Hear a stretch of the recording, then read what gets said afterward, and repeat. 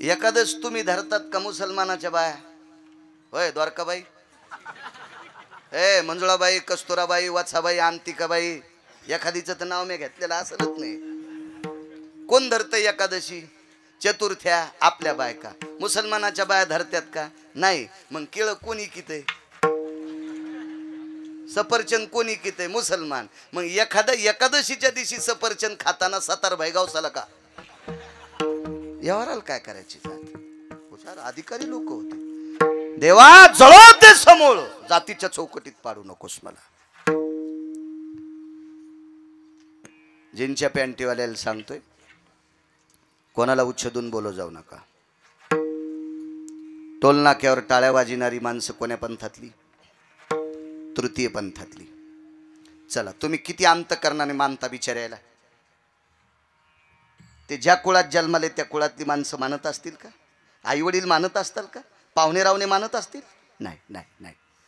पण पंढरपुरातल्या मालकांनी त्यांना मानले.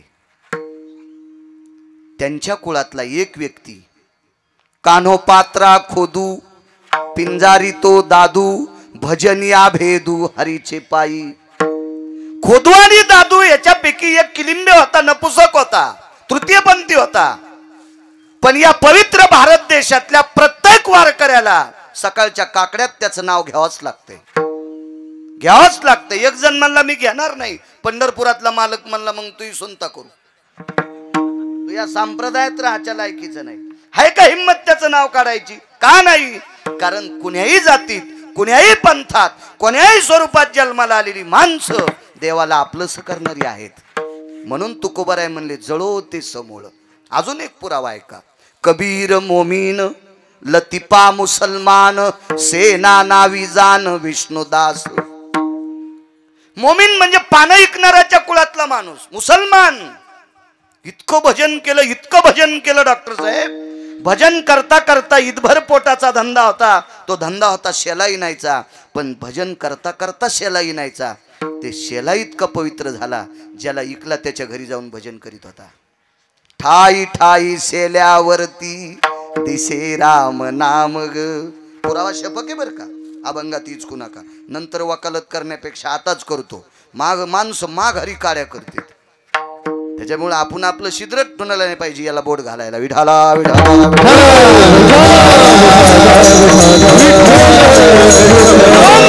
मालक म्हणले देवा चलो ते समूळ. आणि पैसे जरी मला देवाचं नाव घेत नसतील, घेऊ देत नसतील, तर ती संपत्ती पण जळो म्हणले. ती संपत्ती पण नकोय. काय मागितलं शेवटच्या कडव्यात? तुका म्हणे देवा रे, तुका म्हणे देवा, जेने घडे तुझी सेवा. एकच देऊन टाक मला, फक्त तुझ्या नामस्मरणाची भजनाची सेवा घडावी, याच्या व्यतिरिक्त काही देऊ नको. हा साधा सोपा सरळ अभंगाचा अर्थ. झालं कीर्तन. विठाला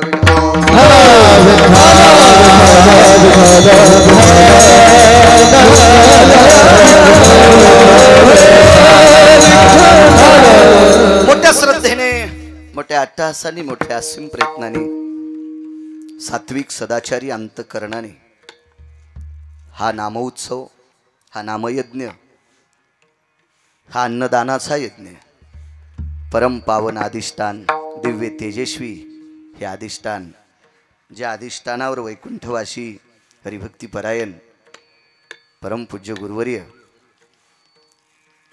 कृष्णाजी महाराज व्यवहारे अशा महान महात्म्याने या ठिकाणी साधना केली. हे ठिकाण अधिष्ठित केलं. परम पावन ठिकाण, या ठिकाणावर चालत असलेला हा ज्ञानोत्सव, हा नामाचा अन्नदानाचा यज्ञ, अशा परम पावन यज्ञात आजच्या 7व्या दिवसाचं कीर्तन करण्याचा योग गिरगावच्या बाळूला लाभलाय. हे माझं परम भाग्य.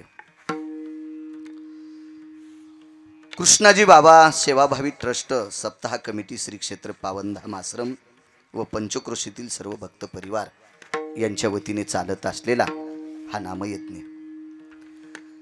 आणि ह्या नामयज्ञात माझ्यासारख्या सर्वसामान्य व्यक्तीला आज इथे कीर्तन करण्याचा योग येतो. माझं सुद्धा महत् भाग्य आहे. उपस्थित दोन्ही मृदंगाचार्य चंद्रसूर्यासारखे तेजस्वी एक एकावन्न बळी अशा परम पावन मृदंगाचार्यांना साष्टांग प्रणिपात. महाराष्ट्राच्या मातीमध्ये ज्ञानोबाराय तुकोबारायच्या नामाचा जयघोष करणारी ही वारकरी मंडळी. वारकरी बरं, मला गुणीजन नाही म्हणा वाटत, कारण गुणीजन सिनेमात पण असू शकतात, गुणीजन लोकनाट्यात पण असू शकतात, म्हणजे असं अपभ्रंश नकोय. म्हणून माझी वारकरी मंडळी आणि याच संप्रदायात उद्या भविष्यात ज्ञानोबाराय तुकोबारायच्या नामाचे पवाडे सांगणारे हे वारकरी शिक्षण संस्थेतले विद्यार्थी, ही सगळी नामधारक यांच्या चरणी साष्टांग प्रणिपात विनेकऱ्यासह. दुसरा एक मुद्दा सांगतो. 5 कोटीचं दुकान डॉक्टर साहेब, पण गिरायकच नाही.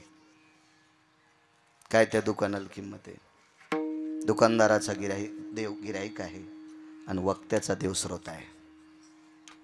तुमच्या सगळ्यामुळं मी बरा दिसतोय. तुम्ही बसलेली सगळी जी आहेत ना, तुमच्यामुळं मी बरा दिसतोय. म्हणून माझ्या आळंदीतल्या मालकांनी तुम्हाला भगवान शिवशंकर उपमा दिली, प्रभू तुम्ही महिषाची मूर्ती. आणि किती जरी मोठा वक्ता असेल आणि त्याच्यापुढे श्रोते बसत नसतील तर तो कसा शोभेल? म्हणून तुम्ही आमचे देव आहात. तुमच्याही चरणी प्रणाम. मी करतोय नवल नाही, आळंदीतले मालक प्रणाम करतात. विठाला विठाला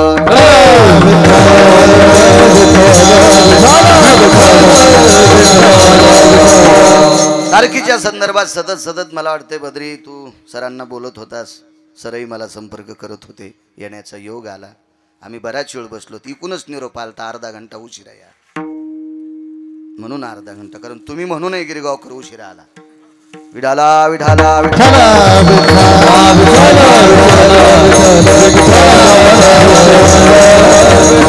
हे कॅमेरावाले तुम्हालाही धन्यवाद. माझ्या लग्नात नव्हता, तुम्ही इतके लावले, चांगली गोष्ट आहे. लाई जा अभंगाचं कडवट टाकी जा. तुम्ही मोठी वाट लावता, कष्ट्यात इंजेक्शन आणलं, असं नका करीजा. तसे चांगले आहेत म्हणा, तुम्ही चांगले आहेत, लायचं खरं धर्माचा प्रचार करीजा. काय ताने आमच्या हौदात पाणी येतो उरुक, तुम्ही प्या. आमचा जे दिवशी हौद कोरडा होईल ते दिवशी निघाला बाळ्या तूर कापायला. विठाला विठाला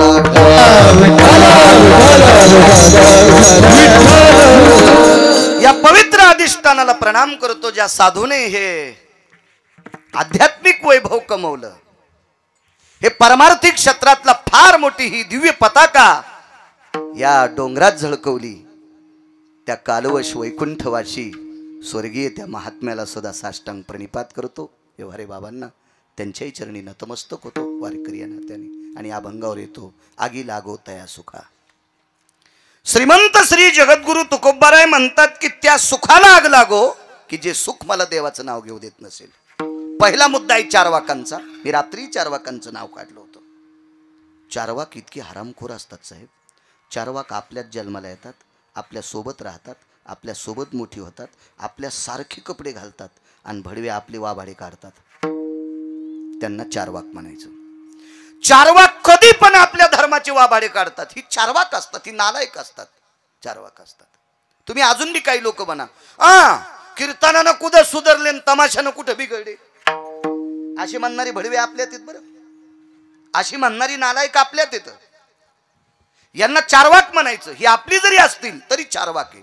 हे चंद्र सूर्य निर्माण झालेत का, हे विश्व निर्माण झालं का, त्यावेळेस पासून या नालायकांची संख्या आहे. अशा एका चारवाकांनी प्रश्न केला, का हो तुकोबाराय म्हणतात सुखाला आग लागो, सुखाला आग लागो, मग या संतांकडे सुख आहे का? त्याला माहित आहे का नालायकाला संतांकडे किती सुख आहे? ज्याच्या कृपेने साहेब विश्व चालतंय ना. वृक्षाचे पान हाले ज्याची सत्ता, राहिली अहंता मग कोठे. हो तुझिया सत्तेने वेदाशी बोलणे, सूर्याशी चालणे तुझिया बळे. आता बिना मंडपाची सावली दिली का नाही? किती पुस्तकं वाचणारी इथं आल्यावर सूर्य उघडा पाडीन. किती किती पुस्तकं वाचल्या सूर्य उघडा पाडू शकते. आणि जर ऊन पडल्या माऊली तो करू शकतो सावली? नाही ताकद. ही पंढरपुरातल्या मालकात ताकद आहे, ही काशीतल्या मालकात ताकद आहे, बाकी नाही कोणात ताकद. ही त्यांच्यात ताकद आहे. मग ऊन पाडायची, शिराळ पाडायची, पाऊस पाडायची, गारा पाडायची, कोणात ताकद आहे? त्याच्यात आहे, त्याच्यात आहे, त्याच्यात आहे. तो मोठा किती असेल याचा विचार करा ना. त्याच्या मोठेपणाचं माप काढायला आपल्याकडे तराजू आहे का? नाही. अजून एक मोठेपण सांगू का त्याचं साध्या भाषेत? कळेल रुचेल पचेल अशा जास्त मी अडचणीत हात घालीत नाही, इचू निघत असते. कशाला उगा अडचणीत हात घालायचं, आपलं सोपं सोपं सोपं बोललं पाहिजे, उगा जास्त काय नाही. हा, तुम्हाला आणि मला किती दिवस वाचवायचे हे ज्याच्या हातात आहे त्याला जगाचं. मी सांगते म्हणून ऐकायचं का? संत शिरोमणी निळोबाराय म्हणतात, निळा म्हणे देव राबे त्यांचे घरी आणि दत्त चोपदारी करी तसे. दारातला चोपदार म्हणजे कोण? वॉचमन, गेटमॅनच म्हणावं लागेल ना. मग जगाचा मालक संतांच्या सुखाचा परतावा करत असताना वॉचमन झालाय, याचा अर्थ देवाकडे सुख नव्हतं. अजून एक पुरावा सांगतो मागच्या मंडळींना, की देवाकडे जर सुख असतं तर वैकुंठातून संतांच्या सदना सुखाकारणे देव वेडावला, या सुखाकारणे देव वेडावला. वैकुंठ सोडून जाऊन सदनी राहिला, वैकुंठ सोडून जाऊन सदनी राहिला.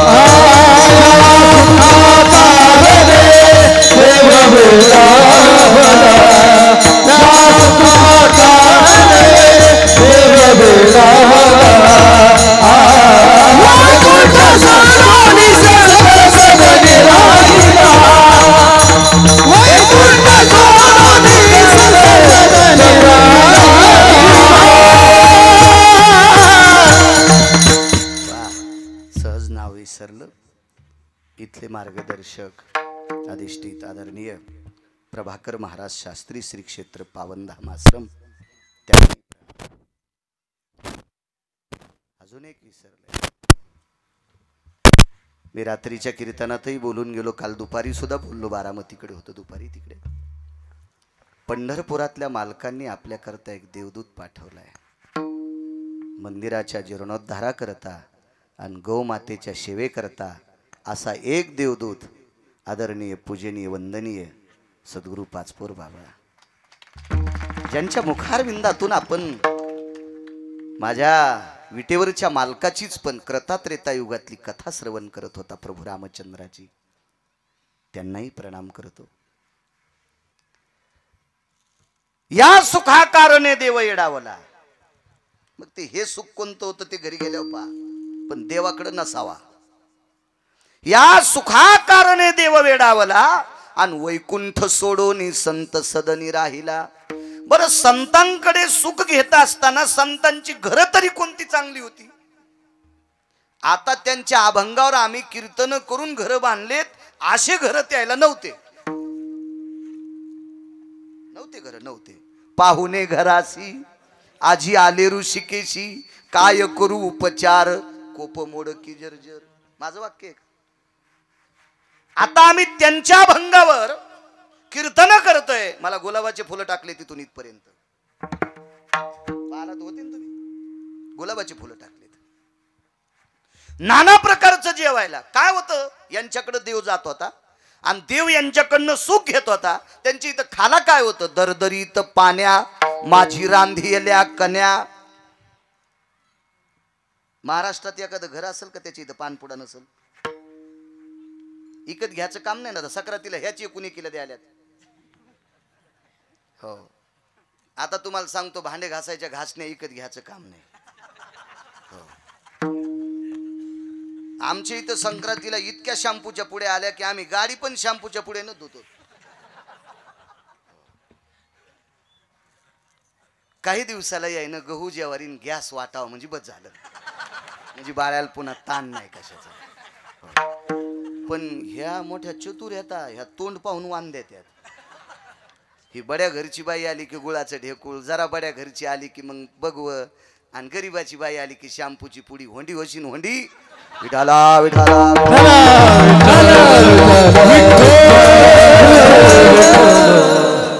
पंक्तीत आणि वानात. वान म्हणजे दान.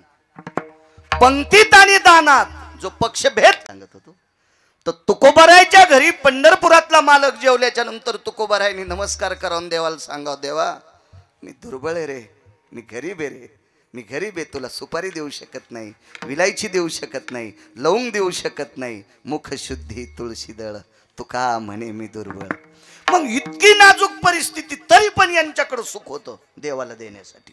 नामदेवरायाचं घराची भौतिक श्रीमंती ती एकनाथ महाराजांचं घर जर सोडलं तर बाकी सगळ्या संतांची घरं साधी होती. केळीवरी नारळी घर चंद्रमोळी जाणत शियाळी नामयाची. काय एक घर, वारा पाणी मुसळधारा, वारा पाणी मुसळधारा, तेने मोडीले छपरा, तेने मोडीले छपरा. काय या परिस्थिती हो, तरी पण जगाच्या मालकाला सुख देण्याची ताकद त्यांच्यात आहे. चारवाकांचं थोत्तर बंद झालं. इथपर्यंत आलतो ना मी. चारवाक विचारित होते की तुकोबराय म्हणतात सुखाला आग लागो, मग यांच्याकडे सुख आहे का? भंगिऱ्या सुख इतकं आहे, सुख अजून संपलत नाही म्हणून पंढरपुरातला मालक खाली आहे. आणि जर सुख संपलं असतं तो वरी गेला असता. अजून सुख आहेच, ते इतकं सुख आहे, इतकं सुख आहे की अजून देवाला पण कळालं नाही संतांकडे सुख आहे. म्हणून डोक्यातलं काढून टाका, संतांकडे सुख असेल का नसेल. अप्रतिम सुख आहे. अपामपती निरजायते अभ्राम भ्रपटले शिदया धरा यज्जायते क्रिया तरुवर शाखा भेदीचता. अपामपती म्हणजे समुद्र, पाणी मोजता येईल. धरा पृथ्वीचं वजन करता येईल. प्रपटल अंबर यालाही मोजता येईल. तरुवरा शाखाती भिन्नम ह्याही मोजता येतील. पण संतांचं सुख मोजता येत नाही. इतकं संतांकडे सुख आहे म्हणून ते त्यागू शकतात. संत म्हणून आगी लागो तया सुखा. आता राहिला प्रश्न तया हा कोण्या सुखा, की जे सुख देवाचं नाव घेऊ देत नाही त्या सुखाला आग लागो, त्या सुखाला आग लागो. उदाहरणार्थ एखादा राजा असेल आणि राजा रिकाम्या वेळात जर देवाचं भजन करीत नसेल तर त्याच्या सुखाला किंमत नाही, किंमत नाही, किंमत नाही. अशा सुखाला आग लागू. मग ऐका पुरावे, तुम्ही मला फक्त आशीर्वाद देत राहा, त्याच्यावर बाळू बोलत राहील. विठाला विठाला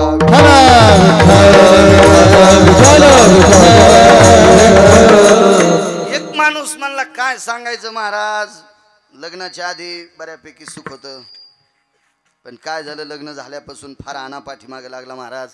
काही सप्त्याला येणं होत नाही, तुम्हाला फोन करणं होत नाही, काहीच नाही. काय महाराज लय ताण लय व्याप, काय सांगायचं. त्या 7-8 म्हशी 9-10 गाई, ते दूध नेणं पेंड आणणं, ते पैसे. अहो महाराज बँकेत टाकायला वेळ नाही. अरे बापरे, रावणाचा चुलताच आणि कोणाला सांगायला गिरगावच्या बाळ्याला काय सांगायचं महाराज. वेळच नाही, वेळच नाही, वेळच नाही, वेळच नाही. मग एका बायकोवाला जर वेळ नाही म्हणत असेल तर त्याला 16,108 बायका येतात. त्याला कशाला तुम्ही म्हणता पाऊस पाड? त्याला वेळ तरी कुठून भेटन मला सांगा ना. आणि पोरं तर 56 कोटी यादव आहेत, कसा वेळ भेटन त्याला? अशी थोडीशी कल्पना केली पाहिजे ना. सगळे बोट दुसऱ्याकडेच नाही दाखवले पाहिजे. कधी एखादा आपल्या बी डोळ्यात घेतलं पाहिजे ना. आपल्याला एक पपेची माय तर माणूस म्हणतो वेळ नाही. एकच एकच एकच हाय. आता नसतो बी ना, पपेची मायच तशी भेटल्या वेळ भेटत नसतो. मी एकदा घोडी घेतली आणि तुम्हाला माहिती नसतर तुम्हालाही माहिती. घोडी मला नाद होता रे, ए बद्री घोडी. कोणाला बरमुडी घे काही घे, आपण घोडीच घेतली. दुसरा नाद नाही काय. घोडी घेतली, पण त्या घोडी इकणाऱ्याला म्हणलं आम्ही तुला म्हणलं तितके पैसे देतो, मी कमी करीत नाही. 4-2 हजार रुपये तुला आगाव देतो, पण पहिले दिले तुरीचे मग नंतर 4-2 दिले ते कीर्तनाचे दिले. ते माणसानं खरंच सांगावं. पण त्याला म्हणलं मी घोडी बसून पाहिन. ते म्हणलं बसा. पहिली चाल, पहिली दवड, महादवड आणि शेवटची तिसरी चाल जी असती ती 55-45 स्पीडची असती. या तिन्ही चालीत घोडी बसली. आनंद वाटला. पैशाचं गठुडं दिलं, घोडी घरी आणली. पण घोडीला चौथी खोड होती, माहीतच नाही. घोडी बसल्यावर पहिल्या चालीत चालायची, दुसऱ्या चालीत चालायची, तिसऱ्या चालीत 3 चाली असतात, पुन्हा नसती चाल पुन्हा. आणि असती एक माणसं पाडायची, पण तिला ती याच्यात धरीत नाहीत ते. मग मी मस्त घोडीवर बसलो. त्या दिवशी कीर्तन नाही काय नाही, शेतात गेलो, गडी गडी पाहू लागले. असं वजनातच बाळ्या. नवीन घोडी आणलेली, आणि नवी घोडी असल्यावर माणूस जरा वेगळ्याच वजनात असते. नवी घोडी असली की आरशात पायगन पावडर कर. तुम्ही कोणती घोडी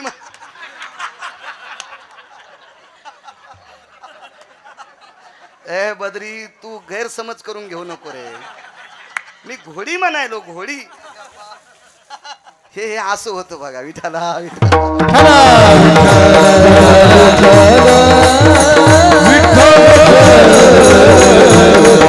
बसलो घोडीवर, आनंद वाटू लागला.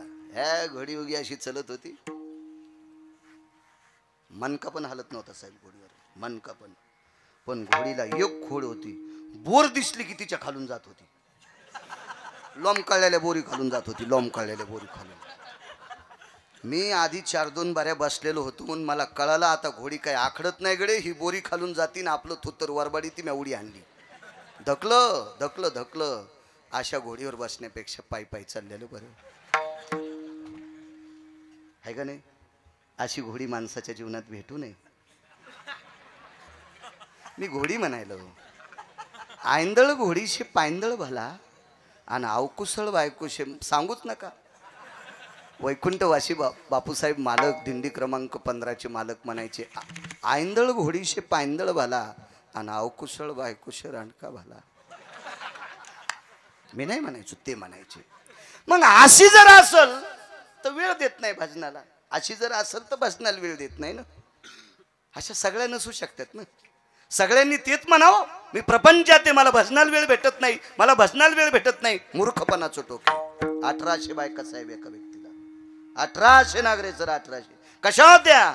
इथं बसलेल्या माझ्या माईंना सांगतोय, त्या 1800 बायकांमुळे तुम्हाला श्रीमंत पदवी मिळाली.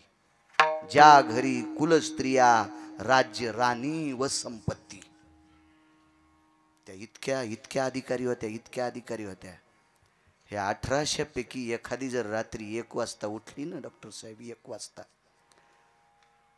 वाजता उठल्याच्या नंतर पहिला हात तिचा डोक्याच्या पदराला जायचा आहे. पदर सरकलाय का पडलाय का डोक्यावर, तिचा आचळू सरसावला, तिचा आचळू सरसावला. आचळू म्हणजे पदर.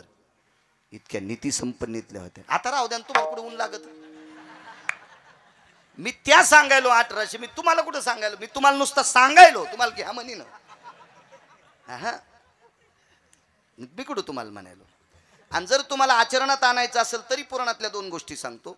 देवानं पैसे कोटीनं द्यावा पण उघडे नाही ठेवा. देवानं पैसे अब्जानं द्यावा पण उघडे नाही ठेवा. देवानं पैसे खरवानं द्यावा. जिंच्या पॅन्टीवाल्याला आकडा कळत नाही, फक्त हो म्हणा. निखरवानं द्यावा, पद्म देवा, शंखू देवा. एकावर किती शून्य म्हणजे शंखू.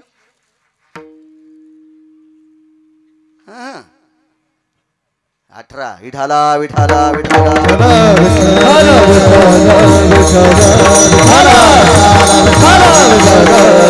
इतके पैसे द्यावा पण डायरीच्या पुढून नाही ठेवा. पैसे डायरीच्या पुढून उघडे ठेवायची वस्तू नाही.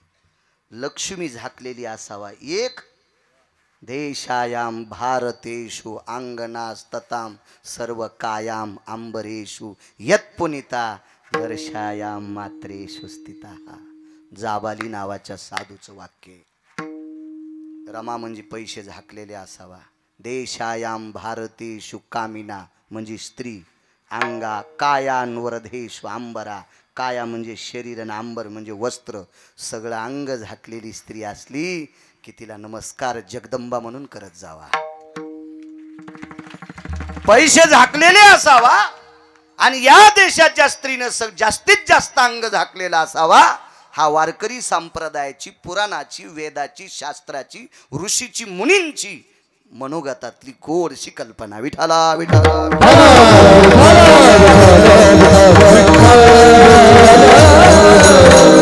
अशा 1800 बायका. त्या राजाचं नाव महाराज गोपीचंद राजा. आगी लागवता असो का, त्याचं नाव होतं गोपीचंद राजा.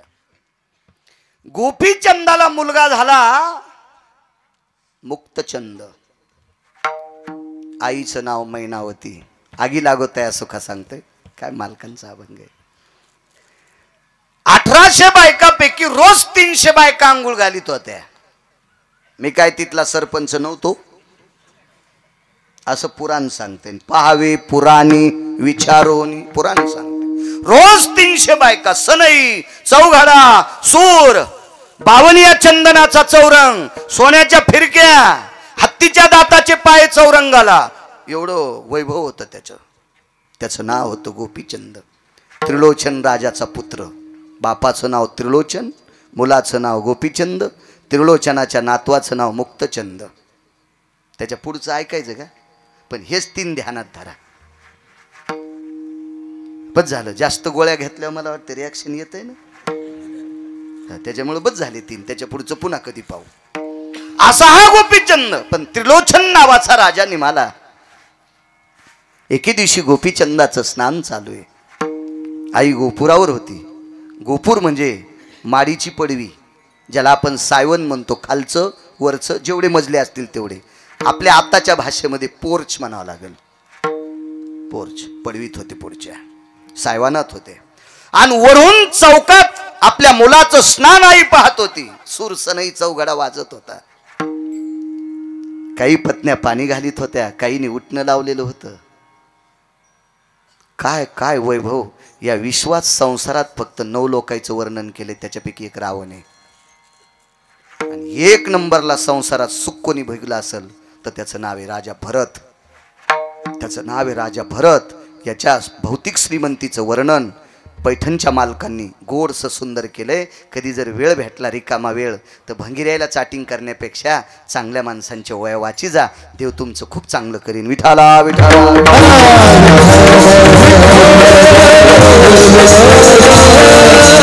त्याच्यापैकी 9 पैकी एक गोपीचंद राजा आहे. देवाच्या पण संसाराचं वर्णन नाही.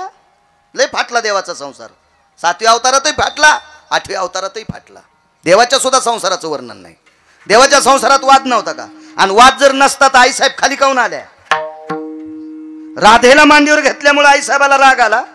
राधेला मांडीवर घेतल्यामुळे आईसाहेबाला राग आला. आणि वैकुंठ सोडून आईसाहेब दिंडीरवनात आल्या. म्हणजे वादिवाद होताच ना. काहीतरी कितीतरी सांगते. वैकुंठवासी श्रीमद भागवतातलं रत्न डोंगरोजी महाराज सांगायचे, भगवंताचा फार वेळेस संसारात वाद झाला. फार वेळेस संसारात. त्याच्यातला 5 वेळेसचा वाद एका संन्याशाने मिटिला. तो संन्याशी भजन करणारा होता, इतकं लक्षात ठेवा. म्हणून भजन करणाऱ्याची बरोबरी ब्रह्मवेत्ता पण करू शकत नाही. आईशे ब्रह्मवेत्ते अपरंपार, तरी भजन करणाऱ्याची बरोबरी करू शकत नाहीत. इतकं तुका म्हणे येथे भजन प्रमाण, आणि काय थोरपण जाळावे ते. इतकी भजन, कारण तो संन्याशी भजन करीत होता. हे आईसाहेब खाली रुसून आलत्या ना, मला ना दे आता हे गव्हाला पाणी देताना गहू तुपटीत असतो. नाहीत मला पुढं सारखं ही गरज नव्हती सांगायची, पण ना दे गहू तुपटायचा. तर आईसाहेब खाली आल्याच्या नंतर पंढरपुरातल्या मालकाला भजन करणाऱ्या संन्याशानं 6व्या क्रमांकाचा संन्याशी देवर्षी नारदानं सांगितलं, देवा तुम्ही मोठी माणसं आहात आणि मोठ्या माणसाचं चुकल्यावर बारकी माणसं हसत असतात. मोठ्या माणसांनी शक्यतो झाकून झुकून नेलं पाहिजे. नाही म्हणे माझा काही गुन्हा नसताना तिनं खाली कशाला जावा. जाऊ द्या म्हणले, पण मोठ्या माणसानं 2 पावलं रिवस आलं पाहिजे. मग भजन करणाऱ्या नारदासारख्या संन्याशाचं ऐकून भगवान वैकुंठातून खाली आले आणि रुक्मिणीला सांगितलं, रुक्मिणी आता काही ताण घेऊ नको, मी आलो ना. आले मग काय झालं? भजन तर तिचंच आहे राधाकृष्ण. ताण घेऊ नको. आता राधाकृष्ण म्हणायचे नाही, आता विठोबा रुक्माई म्हणते. पण अजून वेळ आहे ना विठोबा रुक्माईला? मला सांगा वेळ झाल्यावर. सांग रे बद्री. इतकं इतकं इतकं इतकं इतकं यावं लागलं का नाही खाली? म्हणजे होती का नाही गुंती, गाठी होत्या का नाही संसारात? पण एका तिळा इतकी गाठ नसणारा संसार गोपीचंदाचा. इतका संसार सुरळीत. आईला दुःख वाटलं. गोपुराहून रडत होती. डोळ्यातलं ते पाणी एक थेंब असा पाठीवर पडला आणि तेजाब जसं अंगाला लागावं जितकं चटकानी बसती, विस्तू अंगाला लागल्यावर जशी चटकानी बसती, गरम वस्तू अंगाला लागल्याच्या नंतर जशी चटकानी बसती, तितका पाठीवर असा टर टर टर टर टर टर टर फोडच आला. कासावीत जीव झाला. असं पाहिलं तर प्रत्येक पत्नीनं सांगितलं आम्ही काहीच नाही. वरी पाहिलं तर गोपुरावर आई होती. आई होती. तेवढ्या पत्न्यांना बाजूला लोटलं. करा आवाज करा करा. बाजूला लोटलं आणि जिन्यावरनं गोपुरावर पोचले. वल्ल्या कपड्यानं आईच्या पुढे मांडी घालून राजा बसला. त्या राजाचं नाव होतं गोपीचंद राजा. माय तू का रडतेस? तुझ्याकडं कोणी वामदृष्टीनं पाहिले? एखाद्यानं वाईट जिभेनं तुला एखादा शब्द वापरलाय? आई तुझ्यानं एखाद्यानं कोणी असं वाईट बोट दाखवलंय? नाही रे बाळा, नाही. नाही वाम रसना प्रगल्भेशी. अशी कोणाची रचना प्रगल्भ नाही की त्याने मला वाईट म्हणावा. ये ती चक्षुभय व्याप्ती. असे कोणाचे डोळे ताकदवान नाहीत की ज्यानं तुझ्या आईला वाईट दृष्टीनं पाहावा. ये ती पारणीर भय जायते. अरे एखाद्याचा हात असा ताकदवान नाही, पारणी म्हणजे हात, की त्यानं मला त्याच्या हातानं भय दाखवा. असा हात कोणाचा मला अजून सापडलेला नाही. मग आई तू रडतेस का? मला तुझं दुःख वाटते. आई मी दुःख नाही ना, मला 1800 पत्न्या आहेत. अगं काय वैभव आहे माझं. माझ्या किती सात्विक पत्न्या आहेत. अगं माझ्या पत्न्यांचं वर्णन ऋषी मुनींनी करावं. या देशातली सर्वात मोठी श्रीमंत संपत्ती काय असेल तर या देशाची स्त्री आहे असं ऋषींनी माझ्या पत्न्यांना बघून पदवी दिली बायकांना. राज्य, राणी व संपत्ती, इतक्या श्रीमंत आहात तुम्ही. सोप्या भाषेत सांगू, रयतेचे राजा छत्रपती शिवाजी महाराज तुमच्या पोटातून जन्माला आले. धर्मनिरपेक्ष महाराणा प्रताप तुमच्या पोटातून जन्माला आले. 6 पातशाहीपैकी 2 पातशाह्यांनी शंकराची मंदिरं पाडली. जगाला सावली देणारं विश्वाचं दैवत शंकर, आणि या शंकरावर सावली जिनं केली ती देवी अहिल्याबाई होळकर तुमच्या पोटी जन्माला आली. ज्ञानोबाराय तुकोबाराय तुमच्या पोटी जन्माला आले. म्हणजे रत्नांना जन्माला घालणारं रत्न किती मोठं असेल. राज्य, राणी व संपत्ती, या देशाची तुम्ही संपत्ती आहात. आई रडू लागली. मुलानं सांगितलं, आई मला कसल्याही प्रकारचं दुःख नाही. तू का रडते? दुःख होणार आहे. हा जो संसार आहे मुक्तचंद मोठा झालाय बाळा. हे 300-300 पत्न्या तुला स्नान घालतात, तुझे 2-4 तास याच्यात जातात. याच्यातून आटपलं की तुला जेवायला आहे, तुला नाना प्रकारच्या सोन्याच्या तपकात विडा येतो, तो विडा घेतो, तो विडा खाऊपर्यंत तू इथं थांबतो. आटपल्याच्या नंतर दरबारात जातो, दरबारात नाना प्रकारच्या निष्ठ अनिष्ट म्हणजे चांगल्या वाईट, राजाकडे चांगली लोक येत असतात आणि वाईटही लोक येत असतात. या सगळ्या गोष्टीची चर्या हे करत असताना याच्यात तुझा बराचसा काळ गेला. आणि हा काळातून बाजूला सरकल्याच्या नंतर तुझ्या डोक्यावर ताण येतो. 1-2 तास त्या ताणासाठी तू अलिप्त असतो. कुठेतरी आटपल्याच्या नंतर रात्रीचं भोजन करतो. रात्रीचं भोजन आटपल्याच्या नंतर पुन्हा तुला निद्रा सदवत असते. भजनासाठी तुझ्याकडे उरलंय काय बाळा? हे किती दिवस करायचंय? किती दिवस? किती दिवस? कमरेला फक्त कपडा होता, अंग सगळं उघडं होतं. तोही कपडा वल्ला होता. आणि त्या अवस्थेत आईनं उपदेश केला, आणि बाळा आता पुरे झालंय तुझं, पुरे झालंय. तू मोठ्या आनंदानं देवाला सांगशील, मला एवढ्या बायका होत्या, माझ्याकडे एवढी संपत्ती होती, या सगळ्या गोष्टी होत्या. बाळा तू लहान होतास रे, तू लहान होतास बाळा. ह्या उघड्या डोळ्याने तुला राज्य कमवणारा गाडीभर सरपणा जळून गेलाय. माझी या डोळ्याने पाहिली दीपवाळी, आता पेटवा होळी माये बापा. शेवटची होळी मी तुझ्या बाबाची पाहिली. अरे हर लाकडासारखी जळाली, अंगावरचे रोम गवतासारखी जळाली. याच गोपुरात नशानभूमी दिसते रे, आणि याच गोपुरातून तुझ्या बाबाच्या शरीराला लागलेला अग्नी मी माझ्या डोळ्यांनी पाहिला. बघ डोळ्यात बघ, हे डोळे साक्षीला आहेत रे. तुझ्या आईचे डोळे आहेत रे राजा. बाळा तुझ्या आईचे डोळे आहेत. तू जर यमाला सांगशील, देवाला सांगशील मी ऐश्वर्य भोगलं, यम तुला मारल बरं बाळा. यम तुला मारळ. यमाला दया नाही, नाही त्या यमाशी करुणा. मारी ती झोडी ती तोडी ती निष्ठूर. यमाला दयामया नसती रे बाळा. तो म्हणणार नाही हा राजा होता, तो म्हणणार नाही हा भिकारी होता, तो म्हणणार नाही हा कीर्तनकार होता, तो म्हणणार नाही हा मृदंगाचार्य होता, तो म्हणणार नाही हा भजन्या होता. चुका केल्यावर रट्टे हाणतूच यम. भेणार नाही, भेणार नाही, भेणार नाही. मग तुला आताची आताच आपुली आपण करा सोडून तुला काहीतरी तुझं हित करावं लागेल. उपदेश मान्य झाला, उपदेश मान्य झाला. 19 लोकायला 20 मिनिटाच्या आत उपदेश पावला. 20 मिनिटाच्या आत नारदाने वाल्याला केलेला उपदेश, नारदाने वाल्याला केलेला उपदेश 13 मिनिटाचा होता. मी सांगत नाही, पुराण सांगते. रामायणात बघायचं नाही, दुसरं पुराण पाहायचं. रामायण पाहिलं पुन्हा माणसं म्हणतात बाळ्या कशातलं सांगतो, उसातलं. तू वाची जाईन सुमळ्या, कशाला काड्या करतो. तुम्हाला एक सांगू का, दुसऱ्याचे धुणे धुणाऱ्या माणसाला कालांतरानं बायकोच्या साड्या धुवाची येळ येत असती. म्हणून अभ्यास करण्यापेक्षा दुसऱ्याचे खपल्या काढायचं काम नाही केलं पाहिजे. आपल्याला काय करायचं, एखाद्याचा स्वर कमी असेल तर तुमचा त्याच्यासाठी जन्म आहे का? तितका वेळ तिथं घालून तुम्ही रक्त गरम करण्यापेक्षा त्याला डोक्यातून काढून टाका आणि 2 अभंग अजून पाठ करा. कीर्तनकार तुमची पाठ थापतील. काय गरज आहे आपल्याला त्याच्यावर फुकट उकांडे उकरून दुसऱ्याची? काय गरज नसती, काय गरज नसती, काही संबंध नाही त्याच्यावर.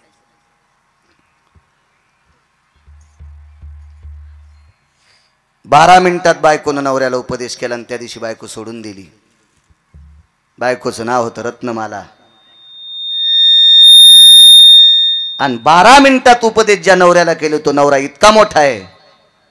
त्याच महात्म्याने केलेलं रामायण काल पाचपोर बाबा सांगत होते. मुनिश्री तुलसीदास सर्पाला धरून आतमध्ये गेलता महात्मा. काय उपदेश होता हो. काय उपदेश होता, काय उपदेश होता.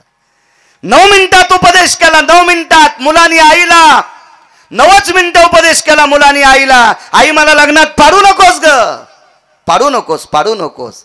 सांख्यशास्त्रात पुरावा आला. त्या आईचं नाव आहे देवहूती, मुलाचं नाव आहे कपिल. संक्रांतीच्या दिवशी तुम्ही त्याला वाण देतात. इतका मुलगा अधिकारी, आई शिष्य झाली आणि मुलगा गुरु झालाय. काय ताकद होती या लोकांकडे, काय ताकद. एका मोजक्या काळात आईने उपदेश केलाय मैनावतीनं मुलाला. आणि कोनाड्यातला भगवा कपडा घेतला, त्याचे 2 तुकडे केले, एक कमरेला बांधला आणि एका तुकड्याची महाराज झोळी केली. आणि 1 नंबरच्या पहिल्या 1800 बायकापैकी पहिल्यांदा जिच्या सोबत लग्न झाले तिच्या दारात भिक्षाम देहि मा. बायकोला भिक्षा माय म्हणून मागितली. ठस ठस ठस ठस रडू लागली. आगी लागोत आहे सुका, आगी लागोत आहे सुका, अभंगावर बोलतोय. ढास ढास रडू लागली. मालक माय पाय धरतो तुझे, आजपासून तुझा माझा मालकपणाचा समन सुटलाय. पटपट पटपट सगळ्या बायकांना भिक्षा मागितली. आईला प्रणाम केला, निघून गेली. एका वनात मुक्कामे. त्या वनात तो रस्ता होता, त्या रस्त्याने एक पांथस्त येत होता. पहिल्या कडेवर बोलतोय, आगी लागोत आहे सुका. काय संतांचं अधिष्ठान होते लोकांचं. त्या रस्त्याने एक व्यक्ती येत होता.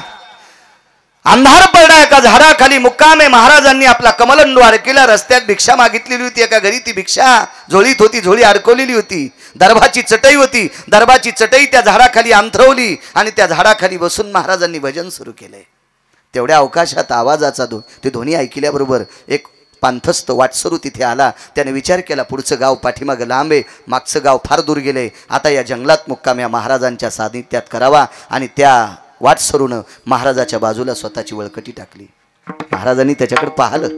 तो भिकारी होता, तो भिकारी होता. वाक्य नीट ऐका. तो भिकारी होता, तो भिकार चोट नव्हता. काय होता तो? भिकारी होता, तो भिकार चोट नव्हता. भिकार चोट लोकायचा लय लोकायला त्रास. भिकार चोट परवडत नाही. 1000 भिकारी परवडतात बद्री, भिकार चोट परवडत नसते. लय भिकार चोट, भिकार चोट, इतकी भिकार चोट. आबा बाबा जाऊ दे, मोठ्या माणसांनी वर्णन करावं त्यांचं, आपली पात्रता नाही. तो भिकारी होता. महाराजांनी लक्षात घेतला हा भिकारी. भिकारी कोणाला म्हणायचं का? ज्याच्या अंतकरणातले 6 बाजूला गेले आणि फक्त पोटाची अपेक्षा करतो 2 टायमाच्या खाण्याची, तो भिकारी. होईन भिकारी पंढरीचा वार करी. हे असे हे वेगळ्या तत्वातले भिकारी. हो, स्वामी रामांना एक भिकारी भेटला होता. स्वामी रामांना एक भिकारी भेटला होता. ते शहर होतं आग्रा नावाचं शहर. तो भिकारी फक्त तळहातावर बसलीत की भिक्षा खात होता. म्हणून साध्वी कुठे बसली हे ढगाच्या अनुमानावरून सांगत होता. काय भिकारी अधिकारी लोक होते. सामान्य कसं कोणाला म्हणता अद्याप नाही. कोणाला वरच्या अंगावून साधं म्हणी जाऊ नका. आणि एखाद्यानं लय कडक टोपी घातली म्हणजे त्याला श्रीमंत म्हणी जाऊ नका. त्याची बायको 7 व्हायचा कापूस याचायला आणि त्याला नाद एक कपडे भारीचा घालायचा. काय नसते, वरून झकपक आतमध्ये भगभग. काय नाद असतो, नाद असतो, वरून झकपक राहायचा. बायको कदरली त्याला. हो, नाहीच तरी भेटली तर तांब्यातीच तू टाकून पण टोपी कडक करेल.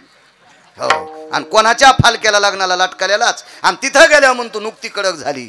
उष्ट्या हातेनं उठवी काग, उष्ट्या हातेनं उठवी काग. भरक्या हातानं कधी कावळा उठिला नाही. आणि हे भंगरे म्हणते नुकती थोडी कडक झाली. थोत्री थानीन तू ह्या यम हलाम खोरा. विठाला विठाला विठाला.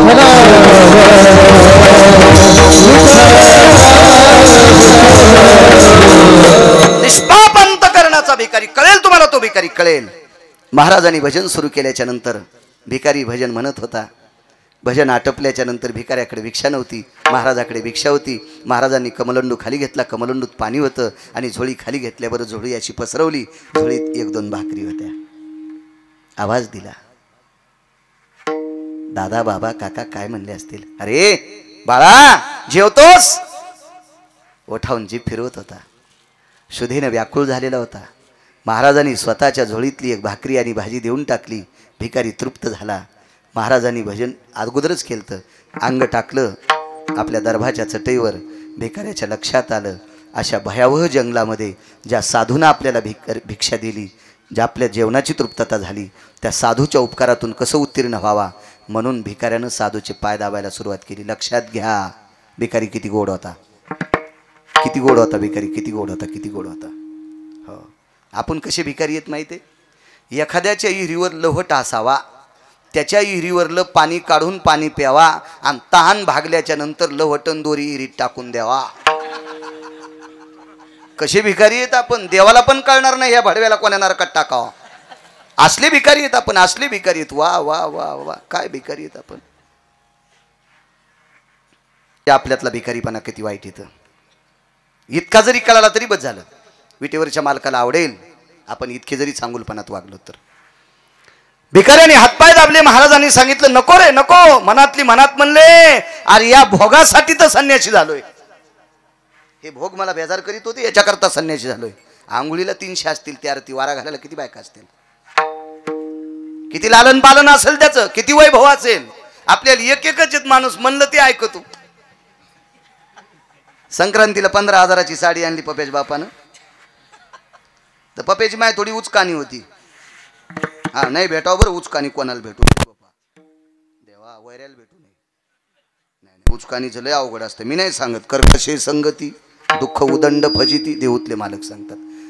आणि 15,000ची साडी आणल्या पप्याच्या माईने किती खुश व्हा. अशा दुष्काळात सोयाबीनचा उतार कमी आला. कशालाच उतार व्यवस्थित नाही ना. आणि हरभऱ्याला याचं तर त्याची चिटकलं मागच्या गारानं पावसानं, काही उरमलं काही जळालं काही आता. आणि मग ते घडमोड केली की सगळं कुठंच होत असतो ना. ते इतकं सोपं नाही ना. मग अशा काळात 15,000ची साडी आणल्या पप्याची माईने किती खुश व्हा. पण पप्याची माई वचाबाईकडे गेली आणि वचाबाईला दाखिली. वचाबाईल म्हणली बाई आमच्या पप्याच्या बापाने मला 15,000ची साडी. वची अशीच होती. वची म्हणली माय कसं सुत कसं सतरंजीवानीच आहे. पप्याच्या माईचं तोंड जसं मांजरीनं वर खांडलंय. आणि पुन्हा म्हणले बद्री तुला इतका कसं रे. संसारातल्या गप्पा हाणल्यावर खसखस पिकल्यावर पिकायली होत त्याची. कसं कसं बद्री याला बैठकीत घेऊ बरं गेल्या.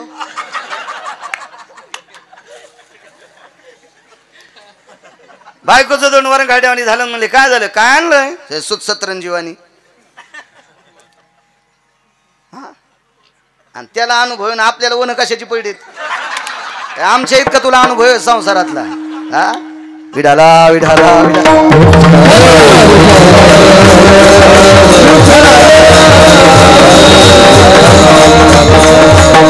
पुन्हा पप्प्याचा बाप दुकानावर 20,000ची साडी आणली. न्यासावक नाही पप्प्याच्या माईनं.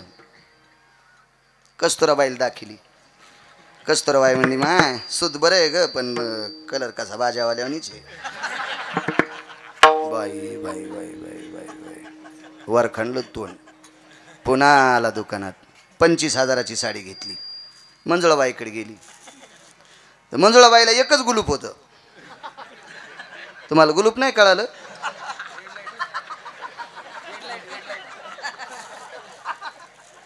एकच गुलूप. पण मंजुळाबाई म्हणली माय सूत चांगलंय, रंग चांगलाय आणि बुट्या कशा ग गोचडावानी. एकच बायको आहे तरी बरं. एकच एकच एकच. घरी आला आणि म्हणला तुया पाया पडतो जशी घ्यायची तशी घी बस मोटरसायकलवर. मोटरसायकलवर बसली. रस्ता असाच होता आपल्या आश्रमावर आलो तासाच. हो जोरात जालन्याला गाडी नेली आणि तिथं दुकानापाशी गाडी लावली. म्हणला केवढ्याला घ्यायची तर घी. ऑटो रिक्षावाला म्हणला कोणाला बोलायला. पप्याच्या माईला. ती मागच्याच बाकात पडली. माघाल्याच बाकात पडली ती. एक एक एक एक काय सांगायचं महाराज. हेवा बायको का नाही उठलं की गरम गरम पाणी तोंड धुवायला देती. आंघोळीला गरम टाकी ती. आमची वड्याला दाढी ती काय हे तिळभर करायचं आणि इळभर सांगायचं. लोयत नाद हो काय काय लोकायला. मला सांगायचं आहे एका बायकावाले जर भोगासाठी इतके उडे हानीत असतील याला 1800 होत्या. जायबाई साहेब काय भोग असेल, काय भोग असेल. बेकाराला सांगितलं दादा मन म्हणत होतं नको रे या भोगाला कंटाळून इथं आलोय. नकोय हे भोग भजन करू देत नाही. नकोय नकोय. हातपाय दाबले त्याने. पड्याच्या नंतर सहज विचारलं का रे कुठं चाललास. काही नाही म्हणे. गोपीचंद नावाचे राजेत. उदार अंतकरणाचे दानशूर गोपीचंद राजेत. आणि या राजांकडे माझं संपल्याच्या नंतर जात असतो. उदार अंतकरणान ते राजे गहू ज्वारी मला देऊन टाकतात. माझा संसार त्या राजामुळे धकतो. तो राजा माझ्यासाठी देव आहे. कोण म्हणायलाय भिकारी. ऐकायलाय कोण राजा. राजा काय म्हणला तो भिकार चोट राजा. महाराज काय म्हणतात, ते भिकार छोट राजा साहेब, त्या भिकाऱ्याला गोपीचंदाला भिकारी म्हणल्यावर इतका राग आला, इतका राग आला, त्याला वाटत होतं महाराजाच्या डोसक्यात दगड घालू का काय. निष्ठा होती हो काही लोकांची, निष्ठा होती, निष्ठा. जो निष्ठेनं जीवन जगतो का त्याची दखल पंढरपुरातला मालक घेतो. कुठल्याही गोष्टीवर निष्ठा पाहिजे, कुठल्याही गोष्टीवर निष्ठा असावी.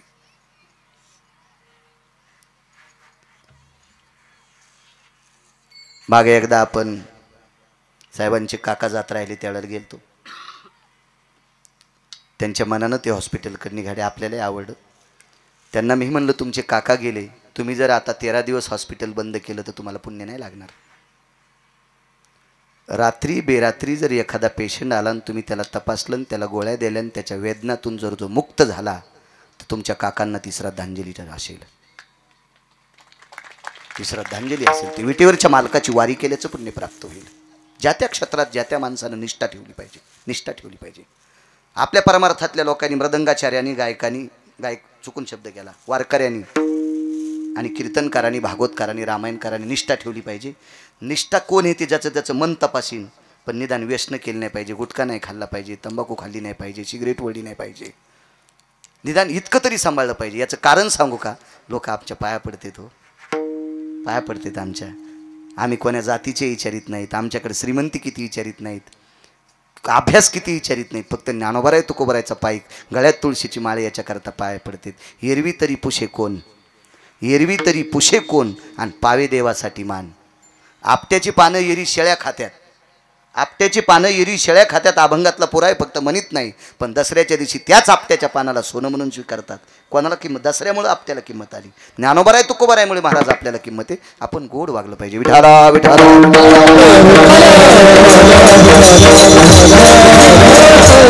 राग आला आणि पाया दाबणारा भिकारी महाराजाच्या विरोधात गेला. भिकाऱ्याने स्वतःची वळकट उचलली, दुसऱ्या झाडाखाली टाकली. महाराजच होती, त्याने त्याची वळकट उचलली त्याच्याजवळ. 1-2 बऱ्या झालं. भिकारी म्हणला, महाराज मी मारीन बरं तुम्हाला, मी तुम्हाला मारीन. आतापर्यंत महाराज समजित होतो, भाकर दिली, हातपाय दाबले, पण तुम्ही, मी ज्या राजाला मानतो त्या राजाला तुम्ही नाव ठेवता, मला तुम्ही आवडत नाही. तुम्ही महाराज असो चुलीत गेले, काय गरज नाही मला तुमची, काही गरज नाही. महाराज त्या भिकाऱ्याचं गोपीचंदावरचं प्रेम पाहून, गोपीचंदाचे झालेले महाराज यांचे डोळे रडत नव्हते, त्यांचं अंतःकरण रडत होतं. आणि महाराजांनी विचारलं, बाळा बाळा गिळा म्हणूच नका म्हणे, तुम्ही आता लोक वरखंडे घालले ना, आता लोणी लावायलात का आम्हाला, अद्याप नाही म्हणले, बोलायचंच नाही. ऐक म्हणले, ज्या राजाला मी भिकारी म्हणलो आणि ज्याला तू राजा म्हणतोस तो भिकारी मी आहे, मी आहे, मी आहे. शेकोटी पेटवली, शेकोटी पेटवली. शेकोटीच्या प्रकाशामध्ये गोपीचंद महाराजांचा चेहरा पाहिला. भिकाऱ्याचं अंतःकरण रडत होतं. महाराज तुम्ही सार्वभौम राजे होते, तुम्ही सार्वभौम राजे होते. तुमचं राज्य कोण हरण केलंय? आपल्या 1200 पत्न्यांची काय अवस्था आहे? राजे आपला मुक्तचंद नावाचा मुलगा काय करतोय? राजे तुमच्या मातोश्री मैनावती काय करतात? राजाने स्वतःच्या कमरेच्या लंगोटीच्या कोपऱ्याने त्याचे डोळे पुसले आणि सांगितलं, दादा माझ्या पत्न्या जशाला तशा होत्या आता आहेत. माझी आई आहे, मुलगा आहे, पण मी त्यांच्यात नाही. तुमची ही अवस्था कोणी केली? मीच केली. देवासाठी घेऊन जोग आणि अवघा भोग त्याची याला. मी देवासाठी जोग झालोय, गोसाई झालोय, देवासाठी, देवासाठी अवघा भोग त्याची याला. का? ते भोग घेत असताना, ते सुख घेत असताना मला देवाचं नाव तोंडाला येत नव्हतं, म्हणून देवासाठी घेऊन जोग आणि अवघा भोग त्याची याला. म्हणून मालक पहिल्या कडव्यात म्हणतात,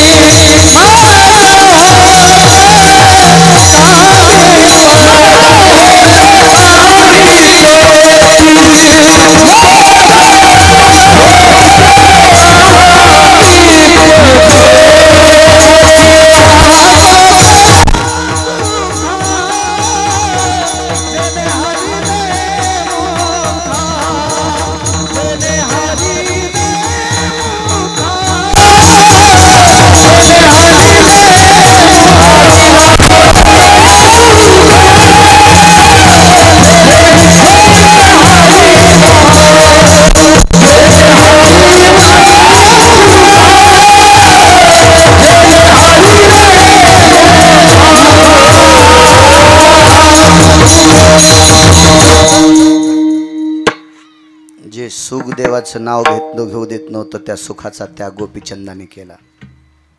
बद्री 5 पर्यंत ना बदल हा. मग मी त्याच्यामुळेच म्हणालो लवकर घ्या, तर कशाला पुढे पुढे वाढवा म्हणायला. मी तर आत्ता इठल करतो ना. याच्याकरता तोंडात हाणली होती 5 काऊन म्हणायला म्हणून. विठाला विठाला विठाला. मला वाढवायला 2-3 महिन्याला एक कीर्तन आहे काय मला. वा, आता मला आनंद वाटला. पुढचं सापडते ना आपलं. तसं मी करीत नाही. दोन्ही पेवावरी ठेवू जाता हात आणि होय अपघात. तसं 2-2 पेवावर हात ठेवत नाही. मधला अंतर गौसलीत का आपलं घ्यायचं. आगावपणा कशाला करायचं. एकच मंडळी आहे ना. गोपीचंदा इतके असल्यावर मग ताण घ्यायचं काम आहे आपल्याला. तेवढ्या नाहीत ना. आगी लागत आहे सुखा. जे सुख देवाचं नाव घेऊ देत नाही त्या सुखाला आग लागो. हातभाग सोडून द्या. पैठणच्या मालकांचं वाक्य. देवाचं नावच जर तोंडाला येत नसेल तर नामाविन मुख सर्पाचे ते बीड आणि जिव्हा नवे काळ सर्पाय. याच्या पलीकडं सांगतो, नाम नाही घे ज्याची वाचा. पुढचं म्हणू नका.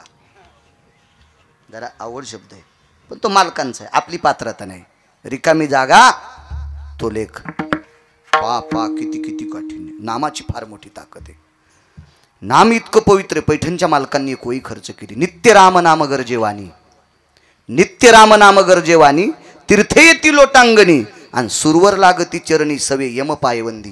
दक्षिणेचा राजा सुद्धा पाया पडतो नामधारकाच्या. इतकी मोठी ताकद आहे नामधारकामध्ये. नामधारकाचा प्रत्येक काय आहे. आदरणीय पाचपोर बाबांनी कथाप्रसंगात शबरीचा प्रसंग सांगितला असेल. मी त्याच्यातला उगा सांगतो 2 मिनिटाचा. 188 साधूंनी यज्ञ केला. 188. पुरावा रामायणातला नाही. मगध दोय मखेषु सर्व सिद्धायम साधवे तत्पुण्याता यत मखेषु प्रतः यत प्रातासी जायते. या निसर्गातला बदल त्या काळात यज्ञान होतात.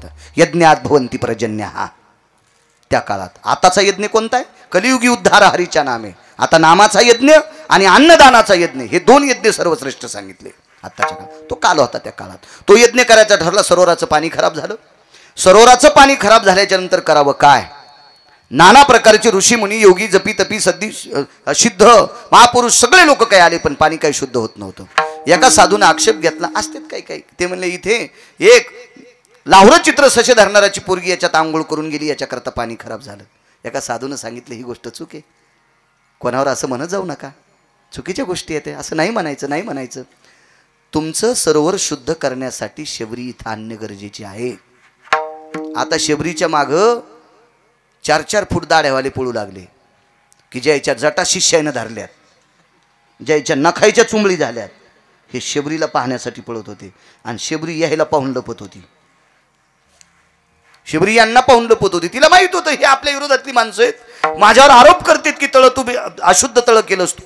याच्याकरता ती लपत होती. हे शेवटी हैराण झाले. हा, याच्या घामानं काहीच्या जटा गळाल्या. हो, जटा गळाल्या काहीच्या घाम येऊ बेजार झाले. आणि मग एका साधूनं सांगितलं शबरी सापडत नाही का. पण शबरी पळालेली कोणाला दिसली. ते म्हणले आम्ही पाहिली हो.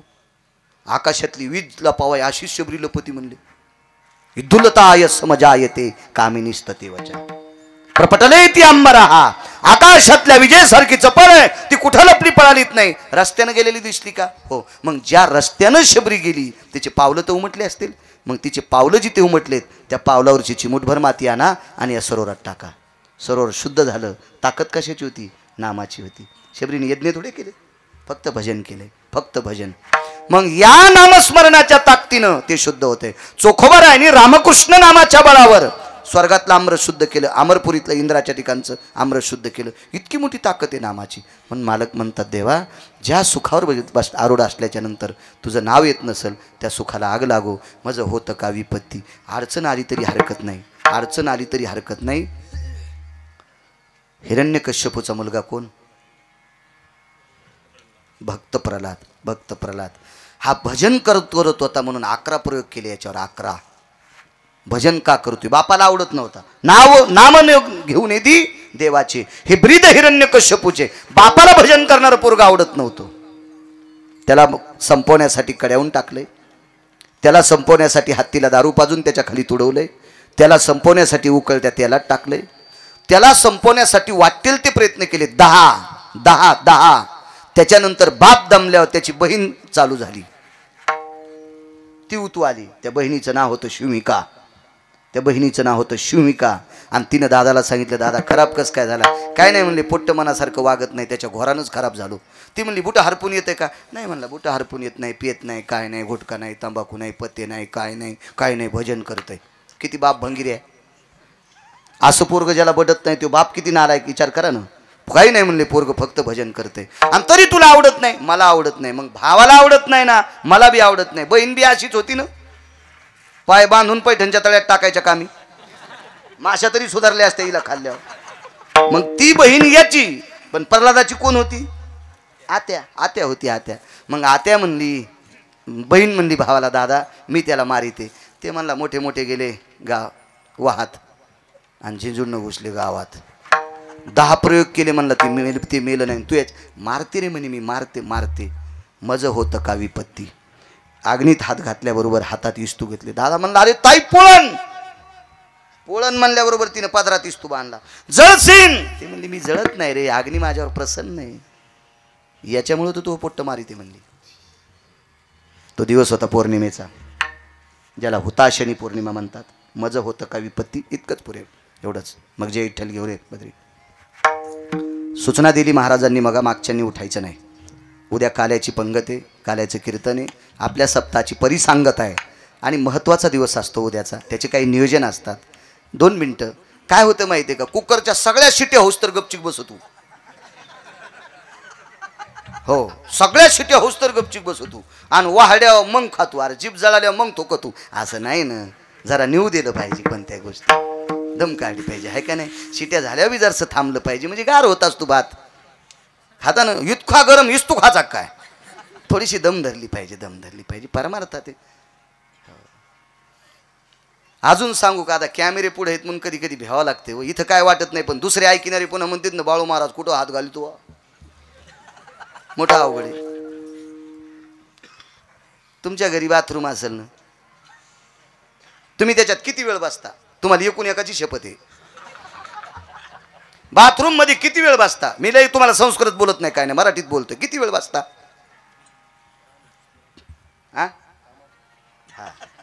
पोट मोकळं होस तरच बसता ना. मला सांगा बरं, कोण माणूस आहे पोट मोकळं झाल्यावर मधातच बसला टाळ्या वाजीत? बसता का तुम्ही? नाहीत बसत. मग बाथरूम चांगली आहे का? तुमचं पोट मोकळं झाल्याशिवाय बाथरूम मधून बाहेर निघत नाहीत. कीर्तन इतकं घाण आहे का आधीच उठायला? कीर्तन किती निर्मळ आहे. मग निर्मळ जागेवर बसायला कटाळा येतो. कीर्तन सांग. अहो आम्हाला नका मानू, ह्या जाग्याला माना. कोण म्हणतंय तुम्हाला आम्हाला माना? आम्हाला मानायचं का फोकायचं पंढरपुरातला ठरीन, पण तुम्ही या जाग्याला माना. हे ज्ञानभवन आहे, यज्ञभवन आहे, हे अन्नपूर्णेचं अधिष्ठान आहे. त्या महात्म्याने मोठ्या कष्टाने उभं केलेलं आहे. कधी कधी काही जागेची ताकद लक्षात घेत जा. कुठं जाऊ नका, संप्रदायाचा नियम आहे. असो, लाकडं जमा केले, इथपर्यंत आलतो ना, आणि त्या लाकडावर बसली आणि भावाला सांगितलं, दादा तू घरी जा, राक्षसाला सांग पोरग माझ्या पोटाला बांध. तर खालून म्हणला, आत्या कोणाला बेजार करूच नको, मीच येतो तुझ्या मांडीवर. पोरग तसं होतं ते का आपल्या पोरासारखं होतं का? आम्ही बैठकीत बसलोत आणि एक बाई म्हणली, महाराज कायच महा नातू आहे बाई महा नातू महाराज, तुम्हाला काय सांगायचं, काय महा नातू बाई कायच नातू बाई. म्हणलं कौरक काय सांगायचं महाराज महा नातू बाई. म्हणलं बाई हो ना, कलेक्टर होईल तो हा नातू. आणि मग तिच्या घरचा चहा प्यायला म्हणलं, महा बूट कुठे? ते पोरग म्हणलं, हे काय मी दोरी बांधून पाणी शेंदायलो. आणि तिचा नातू रानातलं पाणी माझ्या बुटाने शेंदू लागला. म्हणलं बाई कायच नातू खास आहे, याला जर आमदार केलं तर काय शेंदीन. असं पोरग असेल का ते पोरग भक्त प्रल्हाद आहे. परा पश्यंती मध्यमा आणि वैखरी चारही वाणीचं ज्याच्या जिभेवर प्रभुत्व, त्याचं नाव प्रल्हाद. बऱ्याच काही व्याख्यात आपल्याला वेळ मोज काय. मीच येतो आत्या. तरी आत्यानं सांगितलं, दादा सेवकाला सांगून बांधा. ते म्हणला बांधूत नको, मीच तुला आवळून धरतो. वात्सल्य असती ज्या येते यस पिता असं भगिनिया.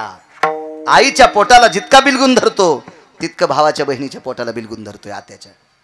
आणि बिलगुन धरलं, दिलं पेटून.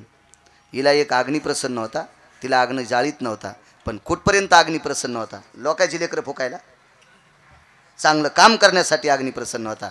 आणि भावाला सांगितलं दादा पोरग जळताना तुला पाहा वाटायचं नाही, निघ. ते गेलं घरी. आणि मग हिला अग्नी जाळू लागला, ओरडू लागली. ते म्हणला आत्या ओरडू नको, लोक पोळ्या खालेत. तोंडच दाबलं, इतकं दाबलं आत्याचं राखुंड होस्तर उघडं नाही केलं. सकाळी बाप आला, प्रल्हाद आत्या पहिल्या गाडीनेच गेल्या. मी त्याला म्हणलं जालन्याचे दुकान उघड्या, आत्या तुला नाटी आणते पैठणी आणतील, पण आत्या थांबलीच नाही, पहिल्या गाडीनेच गेली.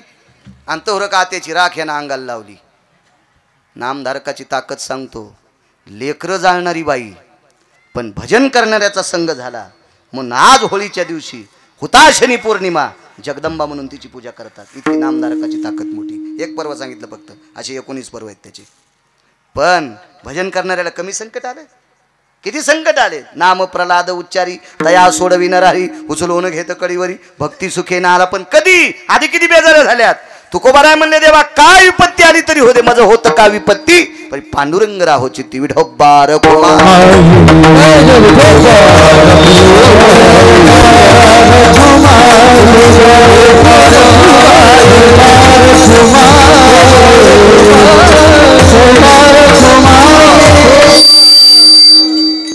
कृपया कोणी उठू नका. आम्ही चाल सुद्धा घेणार नाहीत. येणाऱ्या 25 तारखेला, येणाऱ्या 25च ना, येणाऱ्या 25 तारखेला बदनापूरला रात्री 9 ते 11 कीर्तन देवाचं आहे, पण सांगायला गिरगावचा बाळू आहे. कीर्तन देवाचं पण सांगायला मी आहे. येणाऱ्या 25 तारखेला बदनापूरला विद्यमान आमदारांचा सप्ताह आहे, मला वाटते त्या सप्त्यात कीर्तन आहे. पत्रिका मला दाखवली ती, सांगा म्हणून याच्याकरता सांगितलं. विठोबा रखुमाय.